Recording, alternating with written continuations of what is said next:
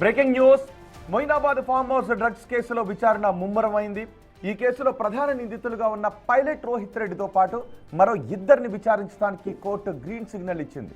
పోలీసుల అభ్యర్థనను మన్నించిన న్యాయస్థానం నిందితులను మరో 2 రోజుల పాటు కస్టడీకి అనుమతినిస్తూ కీలక నిర్ణయం తీసుకుంది.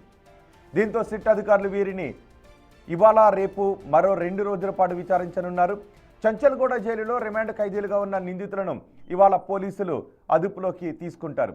2 రోజుల విచారణలో ప్రధానంగా ఆర్థిక లావాదేవీలపై దృష్టి సారించనున్నారు. నిందితుల మధ్య జరిగిన ఫినాన్షియల్ ట్రాన్సాక్షన్స్, డ్రగ్స్ సరఫరాకు ఏమైనా సంబంధం ఉందా అనే కోణంలో పోలీసులు లోతుగా దర్యాప్తు చేస్తున్నారు. భారీ మొత్తంలో చేతులు మారిన నగదుకు సంబంధించిన ఆధారాలను సేకరించిన సిట్ వాటిపై నిందితులను ప్రశ్నించి వాస్తవాలు రాబట్టాలని చూస్తోంది. ఇక డ్రగ్స్ పార్టీల నిర్వహణ వెనుక ఉన్న సూత్రధారులను కనిపెట్టడం ఇప్పుడు అధికారులకు సవాలుగా మారింది. ఈ నెట్వర్క్ ఎక్కడి వరకు విస్తరించింది, విదేశీ లింకులు ఏమైనా ఉన్నాయా అనే కోణంలోనూ విచారణ జరుగుతోంది. గతంలో జరిగిన పార్టీలకు హాజరైన వ్యక్తుల వివరాలను నిందితుల నుంచి సేకరించే అవకాశం ఉంది.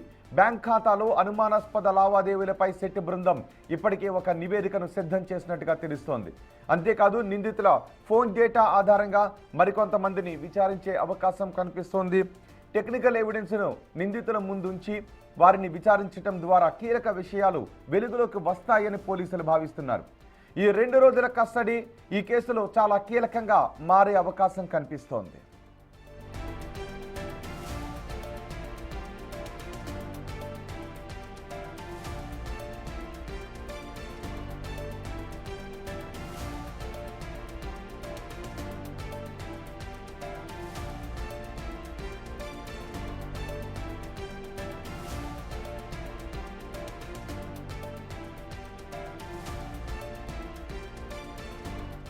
మరింత సమాచారం మా ప్రతినిధి సాగర్ అందిస్తారు. సాగర్, నిజానికి ఇన్నిసార్లు కస్టడీకి తీసుకున్నారు అంటే ఈ కేసులో ఎంత సీరియస్గా ఉన్నారు అధికారులు అనే విషయం అర్థమవుతుంది. సో మరో 2 రోజుల్లో ఎటువంటి విషయాలపై విచారణ కొనసాగే అవకాశం ఉంది? యాక్చువల్లీ నిన్నటితో ముగిసింది, మళ్ళీ 2 రోజుల పాటు కస్టడీకి కోరారు. సో ఈ 2 రోజుల్లో వేటిపై కాన్సన్ట్రేషన్ చేసే అవకాశం కనిపిస్తుంది? ఎస్ రోహిత్, ఖచ్చితంగా ఇదొక కీలక కేసుగా, ఒక ఇంపార్టెంట్ కేసుగా పోలీసులు భావిస్తున్నారు. అందులో భాగంగానే సిట్ ఏర్పాటు చేశారు. 2 ఐపీఎస్ అధికారుల ఆధ్వర్యంలో సిట్ దర్యాప్తు జరుగుతుంది. అయితే ఇందులో తవ్వుతున్న కొద్దీ కీలక అంశాలు వెల్లోకి వస్తున్నాయి. నిందితులను విచారిస్తున్న కొద్దీ సంచలన విషయాలు వెల్లోకి వస్తున్నాయి. అందులో భాగంగానే పోలీసులు 4వసారి కస్టడీకి కోరారు కోర్టుని. ఫైనాన్షియల్ ట్రాన్సాక్షన్, డ్రగ్ మూలాలు, కొన్ని కీలక డ్రగ్ పెడ్లర్లతో నిందితులకు ఉన్నటువంటి సంబంధాలపైన పెద్ద ఎత్తున పోలీసులు ఆధారాలు సేకరించినట్లు కూడా తెలుస్తుంది. అందులో భాగంగానే ఈ కేసులో 4వసారి కోర్టు 2 రోజుల పాటు నిందితులను అనుమతించింది. బీఆర్ఎస్ మాజీ ఎమ్మెల్యే పైలట్ రోహిత్ రెడ్డి, అతని సోదరుడు రితేష్ రెడ్డి, ఢిల్లీ వ్యాపారి నమిత్ శర్మలను మరోసారి సిట్ అధికారులు విచారించనున్నారు. అయితే కీలకంగా 8 అంశాలపైన ఫోకస్ పెట్టారు.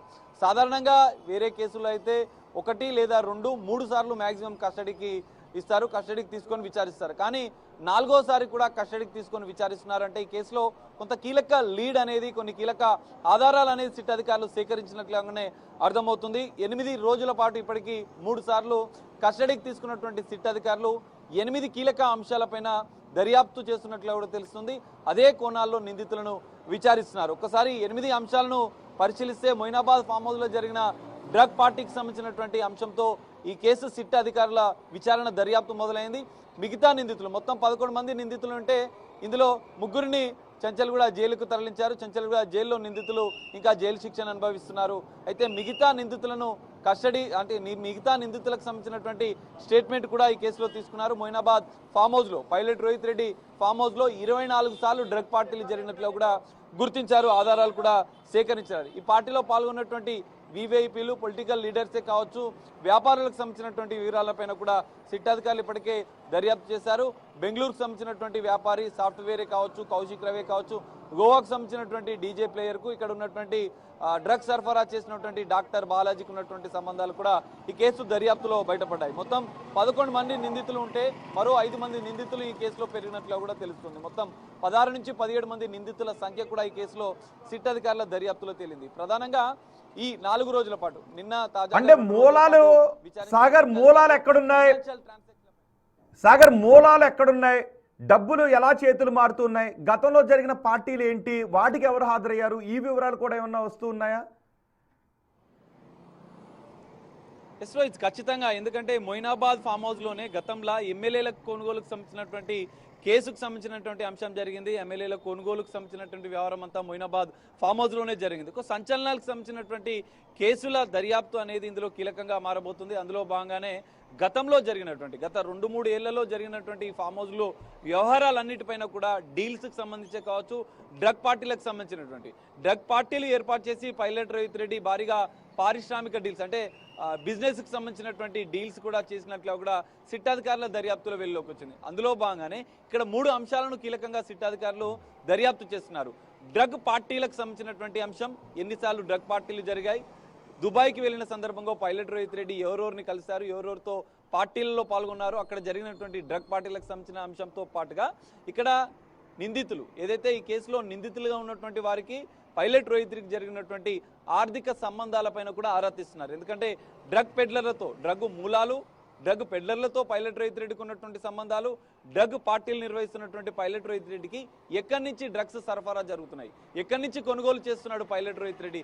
రాజకీయ నేతగా ఉండి గత బీఆర్ఎస్ ప్రభుత్వంలో ఎమ్మెల్యేలుగా పనిచేసినటువంటి పైలట్ రోహిత్ రెడ్డి యథేచ్ఛగా డ్రగ్స్ అక్రమ రవాణా చేస్తూ డ్రగ్ పార్టీలు నిర్వహించినట్లుగా కూడా సిట్ అధికారులు గుర్తించారు. ఇక్కడ డ్రగ్ పెడ్లర్లతో పైలట్ రోహిత్ రెడ్డికి ఉన్నటువంటి సంబంధాలు, నిందితులకు సంబంధించి అంటే ఈ కేసులో డ్రగ్ పార్టీలో పాల్గొన్న వారికి ఇతర నిందితులకు మధ్య ఉన్నటువంటి ఆర్థిక సంబంధాలపైన కూడా ఆరా తీస్తున్నారు. డ్రగ్ పెడ్లర్లతో ఇక్కడ ఉన్నటువంటి అంటే బిజినెస్ మెన్స్ ఏదైతే వివిధ రాష్ట్రాలకు సంబంధించినటువంటి వారితో పైలట్ రోహిత్ రెడ్డి మెయింటైన్ చేసినటువంటి డీల్స్, వారితో జరిగినటువంటి ఫైనాన్షియల్ ట్రాన్సాక్షన్. ఈ కేసులో ఇప్పటివరకు డ్రగ్ పెడ్లర్లతో ఉన్న సంబంధాలను గుర్తించారు. ఇటు అభిషేక్ సింగ్ కావచ్చు, రాకేష్ శర్మ కావచ్చు, మరోవైపు డాక్టర్ బాలాజీ. ఇప్పటికే డ్రగ్ పెడ్లర్లతో, డ్రగ్ సరఫరా చేసే వారితో పైలట్ రెడ్డి సంబంధాలకు సంబంధించినటువంటి ఆధారాలను సిట్ సేకరించింది. ఇక్కడ కీలకంగా 2 రోజుల పాటు pilot Rohit Reddy bank accounts, ఆయనకు సంబంధించినటువంటి కంపెనీల బ్యాంక్ అకౌంట్స్, వాటికి వచ్చినటువంటి ఆర్థిక సంబంధాలు, ఢిల్లీ వ్యాపారి అమిత్ శర్మతో ఉన్నటువంటి సంబంధాలు, అతని నుంచి వచ్చినటువంటి ట్రాన్సాక్షన్స్, ఆర్థిక పరమైనటువంటి ట్రాన్సాక్షన్సే కావచ్చు, ఇవన్నీ కూడా ఇంకా పూర్తి స్థాయిలో సిట్ దర్యాప్తు చేయాలన్నటువంటి అవకాశాన్ని, అంటే దర్యాప్తు చేయాలన్నటువంటి కారణంతోనే 4వ సారి 2 రోజుల పాటు కోర్టు కస్టడీకి అంటే 4వ సారి కస్టడీలోకి తీసుకుని మరో 2 రోజులు విచారించాల్సిన అవసరం ఏర్పడింది. అంటే నిజానికి చాలా మీరు అన్నట్టు ఇంతకు ముందు చాలా తక్కువ సందర్భాల్లో మాత్రమే చోటు చేసుకుంటుంది. అంటే పైలట్ రోహిత్ రెడ్డి అధికారులు అడుగుతున్న ప్రశ్నలకు సమాధానాలు చెప్పట్లేదా, దాటవేస్తూ ఉన్నాడా, అందుకే కస్టడీ పొడిగించుకుంటూ వెళ్తూ ఉన్నారా? ఎస్ రోహిత్, ఖచ్చితంగా. ఎందుకంటే పైలట్ రోహిత్ రెడ్డి సమాధానాలను దాటవేస్తున్న నేపథ్యంలోనే సిట్ అధికారులు ఆధారాలను ముందుంచి ప్రశ్నిస్తున్నారు. ఈ కేసులో ఫైనాన్షియల్ ట్రాన్సాక్షన్స్, నమిత్ శర్మ నుంచి పైలట్ రోహిత్ రెడ్డికి భారీగా ట్రాన్సాక్షన్ జరిగినట్లుగా కూడా ఇప్పటికే గుర్తించారు. డ్రగ్స్కి సంబంధించిన కేసు దర్యాప్తు చేస్తుంటే ఆర్థిక పరమైనటువంటి అంశాలు ఇందులో వెలుగులోకి వచ్చినాయి. అయితే వీరికి మధ్య ఆర్థిక సంబంధాలు ఎందుకు జరిగాయి, డ్రగ్ పార్టీలు నిర్వహిస్తున్న వీరందరికీ కూడా ఎందుకు ఇంత పెద్ద మొత్తంలో నగదు బదిలీ, అంటే బ్యాంకులకు సంబంధించిన అకౌంట్ల నుంచి పెద్ద ఎత్తున బదిలీ ఎందుకు జరుగుతుంది, షెల్ కంపెనీలు ఏమైనా ఉన్నాయా, దుబాయ్కి సంబంధించినటువంటి లింకులు ఏంటి, బెంగళూరుకు సంబంధించినటువంటి లింకులు ఏంటి, గోవాకు సంబంధించినటువంటి లింక్స్ ఏంటి పైలట్ రోహిత్ రెడ్డికి అనేది కొంత సీరియస్గా ఈ కేసును దర్యాప్తు చేసినటువంటి సిట్ అధికారులకు ఇవన్నీ ఆధారాలు సేకరించారు. డ్రగ్ పెడ్లర్తో ఉన్నటువంటి సంబంధాలు, ఇక్కడ ఆర్థిక పరమైనటువంటి ఇంకా లోతైన దర్యాప్తు చేయాలని భావిస్తున్న సిట్ అధికారులు మరోసారి 2 రోజుల పాటు కస్టడీకి తీసుకొని విచారించినారు. విచారణలో కూడా మరికొన్ని అంశాలు బయటపడే అవకాశాలు కూడా కనిపిస్తున్నాయి. రోహిత్, రైట్ సాగర్, పైలట్ రోహిత్ రెడ్డిని, నమిత్ శర్మ, రిదేశ్ రెడ్డిని 4వ సారి మరో 2 రోజుల పాటు సిట్ అధికారులు విచారిస్తూ ఉన్నారు. ఇప్పటికే 3 సార్లు విచారించారు. నిన్నటితో కస్టడీ ముగిసిన తర్వాత మరో 2 రోజుల పాటు కస్టడీని కోరారు.